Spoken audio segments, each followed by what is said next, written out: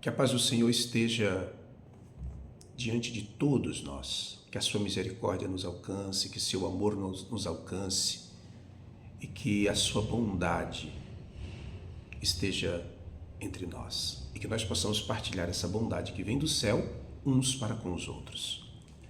Vamos refletir hoje num assunto interessante. Nós vamos falar na questão do relacionamento dos jovens com as pessoas mais velhas. E eu quero ler um verso que vai nos ajudar nessa nossa conversa. Está no Salmo 37, no verso 25. Fui moço e já agora sou velho, porém jamais vi o justo desamparado, nem a sua descendência a mendigar o pão. Eu quero me ater ao início do verso.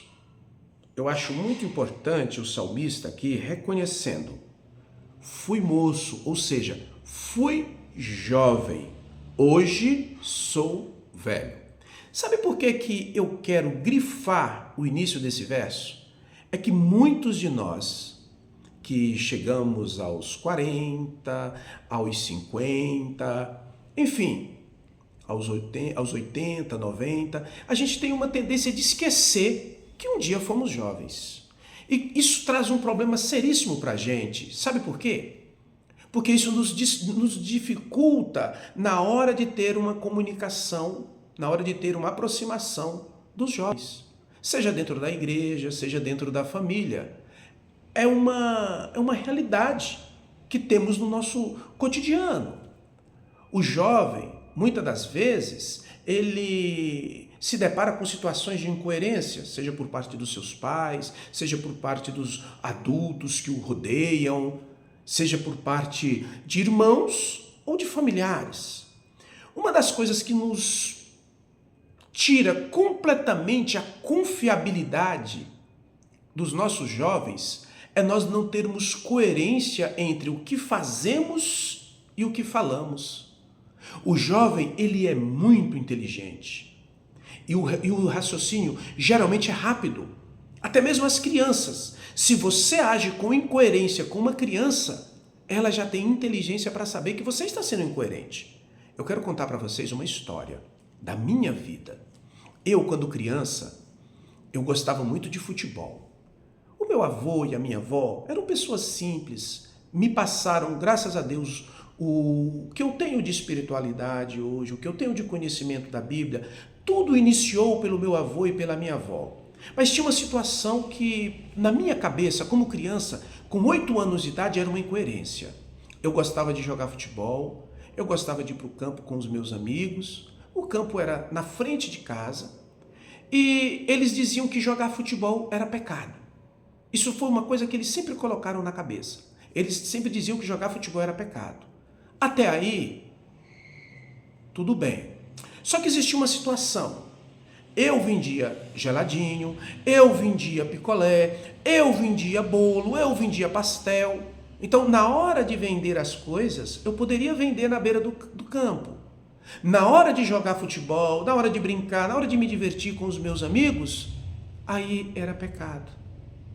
Aí batia aquela incoerência na minha cabeça. E eu não aceitava aquilo na minha cabeça. No meu interior, aquilo não entrava. E olha que eu era uma criança com 8 anos. Imagina hoje, você na qualidade de cristão, ou mesmo que você não faça parte do cristianismo, ou que você não faça parte de nenhuma religião, você tem família. E muitas das vezes, quando nós nos dirigimos aos jovens com essa incoerência, ou até mesmo a uma criança de 8 anos como era eu, a gente não aceita.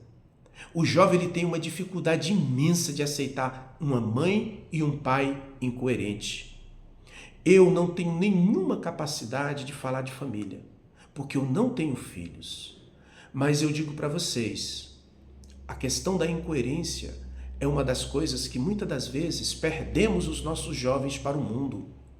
Os jovens, eles muitas das vezes querem ver as nossas palavras sendo coerentes com as nossas ações. E às vezes nós utilizamos de palavras muito bonitas, nós utilizamos de conceitos muito bonitos, e às vezes as nossas ações, elas não acompanham as nossas palavras. E, infelizmente, a gente perde respeito diante dos nossos filhos, ou como eu não tenho filhos, mas diante dos meus sobrinhos, diante dos jovens os quais eu tenho acesso e converso com eles, e a gente perde credibilidade. A credibilidade, ela está de braços dados com a coerência. Seja a credibilidade dentro da igreja, a credibilidade dentro da família, a credibilidade dentro do trabalho, a credibilidade no meio político, ela está de mãos dadas com a coerência. Uma pessoa incoerente é uma pessoa que ela não tem credibilidade. Porque as suas palavras, elas não alcançam ou elas não acompanham as suas ações. Então, que Deus nos abençoe a ter esse entendimento. Existe uma situação onde ela é analisada de maneira muito rasa. As pessoas costumam dizer que os jovens, eles não gostam de velhos, que os jovens, ele não gosta das pessoas mais experientes.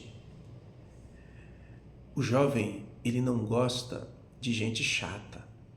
O jovem, ele não gosta de gente hipócrita. O jovem, ele não gosta de pessoas incoerentes. O jovem, ele não gosta de pessoas que se acham santas. O jovem não gosta de pessoas que muitas das vezes usam eles para se sentirem mais importantes. Mas se você tiver respeito e se você tiver acolhimento, se você abraçar o jovem e você usufruir da companhia, do carinho, da jovialidade deles, eles convivem conosco da melhor forma possível.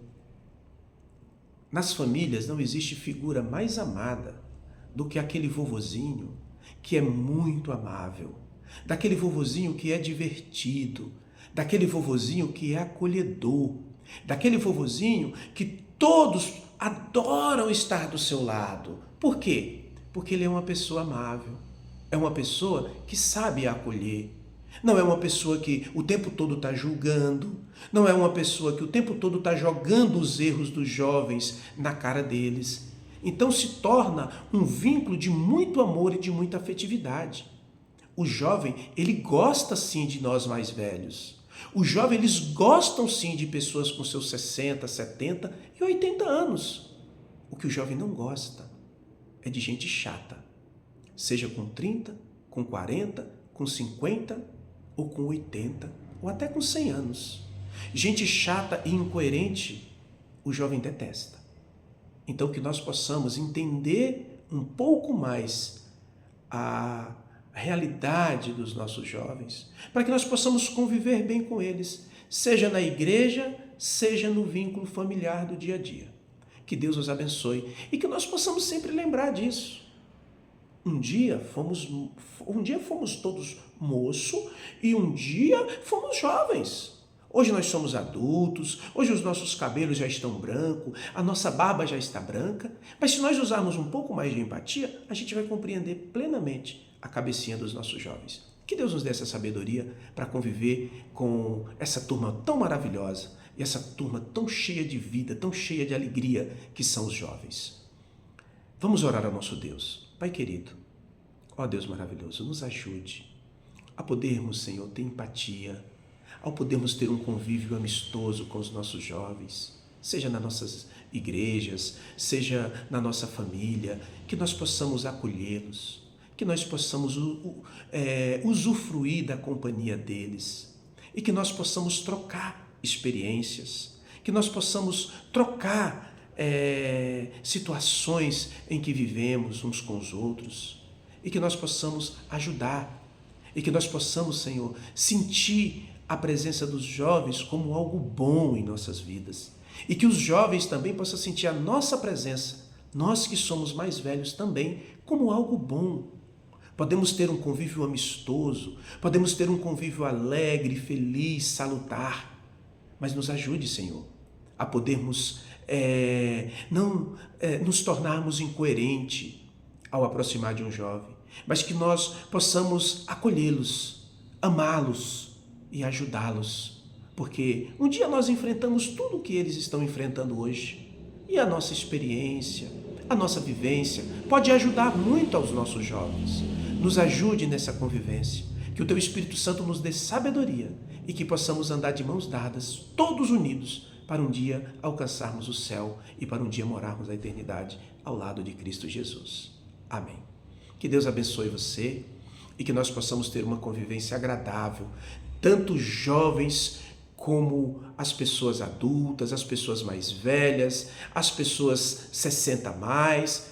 E não esqueça, o jovem ele gosta das pessoas mais velhas.